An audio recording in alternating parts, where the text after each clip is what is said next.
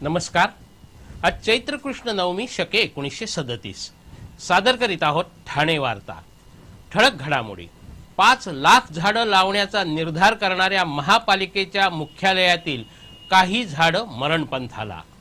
संस्कृती आर्ट्स फेस्टिवलचं 24 ते 26 एप्रिल दरम्यान आयोजन, मात्र या फेस्टिवलमध्ये मराठीची गळचेपीच। आणि सीकेपी बँकेच्या संचालक मंडळावर संजीवन पॅनलचं वर्चस्व। या आणि इतर घडामोडी विस्तृतपणे पण काही क्षणातच। ठाणे वार्ता पहा श्रीस्थानक वाहिनीवर। आता सकाळी 9:15 पासून रात्री 9:15 पर्यंत ठाणे वार्ता, ठाण्यातील पहिलं दृकश्राव्य माध्यम। श्रीस्थानक वाहिनी ठाण्याची स्वतःची वाहिनी।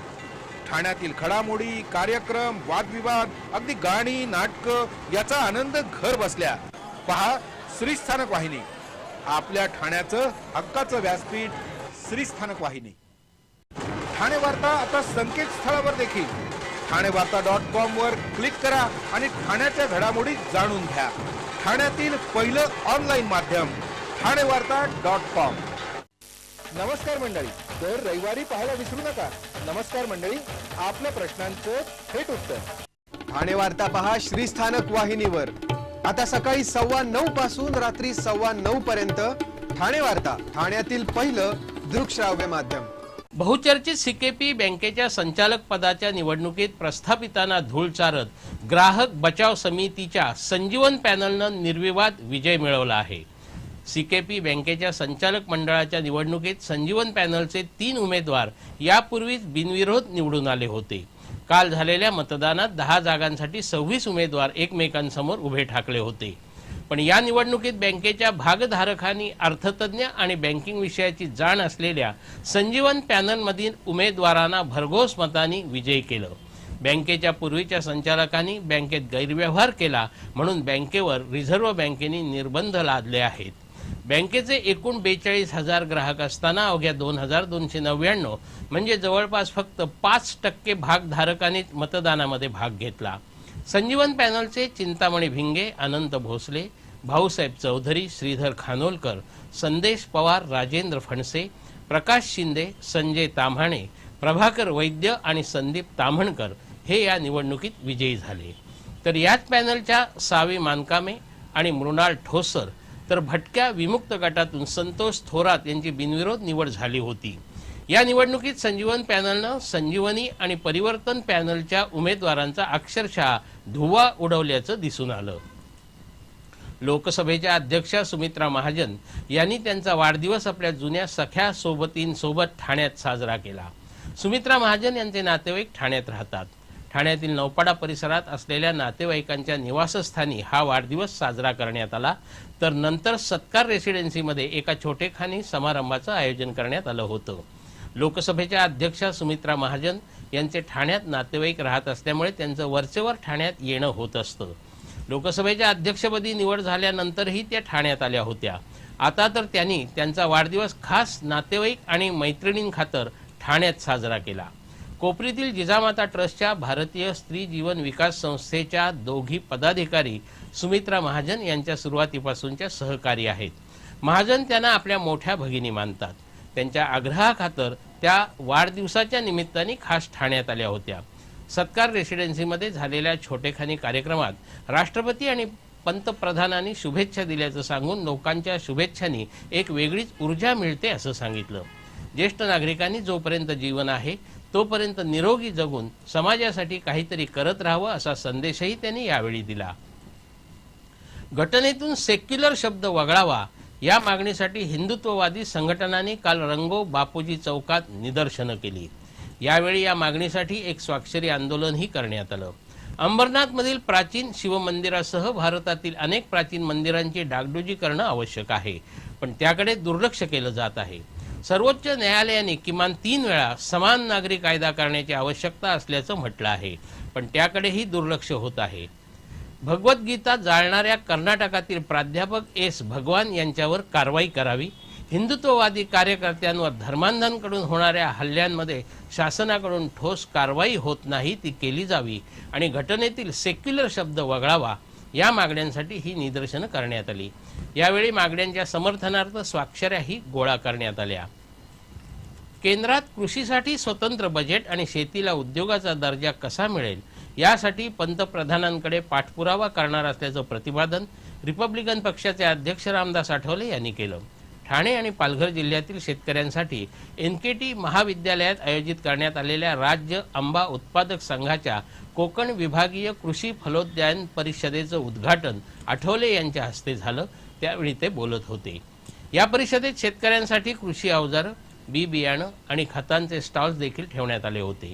कोकणात आंब्याचं पीक अवकाळी पावसामुळे धोक्यात आलं आहे. तेव्हा वाढत्या महागाईनुसार आंबा शेतकऱ्यांना हेक्टरी 50 ते 60 हजार रुपयांची मदत सरकारनं करावी अशी मागणी आंबा उत्पादक संघाचे अध्यक्ष चंद्रकांत मोकल यांनी केली.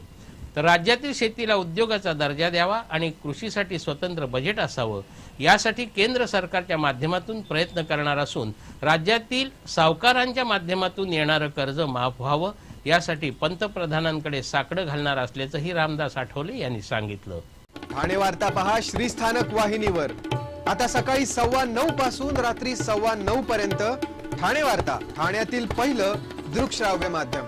आपला परिसर स्वच्छ आणि सुंदर ठेवण्यासाठी ठाणे महापालिकेत सहकार्य करा. ओला सुका कचरा वेगवेगळा जमा करा आणि रोगराईपासून मुक्तता मिळवा. ठाणे वार्ता आता संकेतस्थळावर देखील ठाणेवार्ता.com वर क्लिक करा आणि ठाण्याच्या घडामोडी जाणून घ्या. ठाण्यातील पहिलं ऑनलाईन माध्यम ठाणेवार्ता.com. डॉक्टर आणि रुग्णांचं पिढ्यानपिढ्यांचं जिव्हाळ्याचं नातं म्हणजेच doctor Bedekar hospital.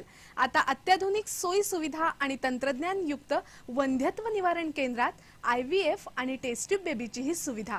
Doctor Bedekar hospital, Maharshi Karvepath, Thane. 65 वर्षांची निरंतर सेवा.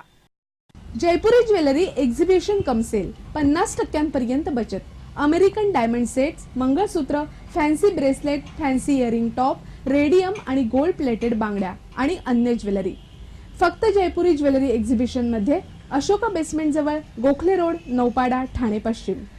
ठाणे वार्ता पहा श्रीस्थानक वाहिनीवर. आता सकाळी 9:15 पासून रात्री 9:15 पर्यंत ठाणे वार्ता, ठाण्यातील पहिलं दृकश्राव्य माध्यम. ठाणे शहरात 5 लाख वृक्षांची लागवड करण्याचा निर्धार करणाऱ्या ठाणे महापालिका प्रशासनाचं महापालिका मुख्यालयातील मरणपंथाला लागलेल्या वृक्षांकडे मात्र लक्षच नसल्याचं दिसत आहे. ठाणे महापालिकेच्या अर्थसंकल्पात आगामी 2 वर्षात 5 लाख झाडं लावण्याचा संकल्प पालिका आयुक्तांनी सोडला आहे. पहिल्या वर्षात 2.5 लाख तर दुसऱ्या वर्षात 2.5 लाख झाडं लावली जाणार असून पालिकेच्या वृक्ष प्राधिकरण विभागाने त्यासाठी तयारी सुरू केली आहे. ठाणे, कळवा आणि मुंब्रा भागात वृक्ष लागवडीत जागा शोधण्यासही सुरुवात केली आहे. पालिकेच्या मोकळ्या जागा, शाळा, तलाव, रस्त्याच्या दुतर्फा झाडं लावण्यासाठी सर्वेक्षण सुरू झालं आहे. पण एकीकडे लाखो वृक्ष लावले जात असताना दुसरीकडे दिव्याखाली अंधार या म्हणीचा प्रत्यय येत आहे. पालिकेच्या मुख्यालयातच काही वृक्ष मरणपंथाला लागले असून त्याकडे मात्र कोणाचंच लक्ष नाही. विकास कामांसाठी मोठ्या प्रमाणावर वृक्षतोड होत असताना बांधकाम व्यावसायिकांवर मात्र झाडं लावण्याचं कागदोपत्री बंधन टाकलं जात आहे. स्थानिक मातीत टिकणारी वड, पिंपळ, जांभूळ, आंबा, आपटा, बावळा, हरडा, बेहडा, बेल अशा पारंपरिक झाडांऐवजी पाम, गुलमोहर, रेनट्री अशा फारशा उपयुक्त नसलेल्या झाडांची संख्या वाढूनही त्याचा फारसा फायदा शहराला होणार नसल्याचं तज्ज्ञांचं म्हणणं आहे. मुंबईतील इंदू मिलच्या जमिनीवर उभारण्यात येणाऱ्या डॉक्टर बाबासाहेब आंबेडकर यांच्या आंतरराष्ट्रीय स्मारकाचं भूमिपूजन पंतप्रधान नरेंद्र मोदी यांच्या हस्तेच होणार असल्याचा ठाम विश्वास रिपब्लिकन पक्षाचे अध्यक्ष खासदार रामदास आठवले यांनी ठाण्यात बोलताना व्यक्त केला. ठाण्यात कृषी प्रदर्शनासाठी आलेल्या आठवले यांनी पत्रकारांशी बोलताना हा विश्वास व्यक्त केला. पंतप्रधान परदेश दौऱ्यावर असल्याने तांत्रिक अडचणीमुळे 14 एप्रिलचा मुहूर्त चुकत असला तरी पुढील महिन्यात मोदींच्या हस्ते भूमिपूजन करणार असल्याचं त्यांनी सांगितलं. काँग्रेसचं नाहक राजकारण सुरू असल्याचं सांगून पंतप्रधानांचा नियोजित दौरा आधीच ठरलेला असल्याने पुढच्या महिन्यात बुद्ध पौर्णिमेला मोदींच्या हस्ते स्मारकाचं भूमिपूजन करणार असल्याचं त्यांनी सांगितलं. 14 एप्रिलला इंदू मिलमध्ये आंबेडकरी जनता केवळ आनंदोत्सव साजरा करणार आहे. रिपब्लिकन पक्षाला किंमत देत नसल्याने भारतीय जनता पक्षावर तोंडसूक घेणाऱ्या आठवले यांच्या या भूमिकेमुळे आंबेडकरी जनतेत आश्चर्य व्यक्त होत आहे.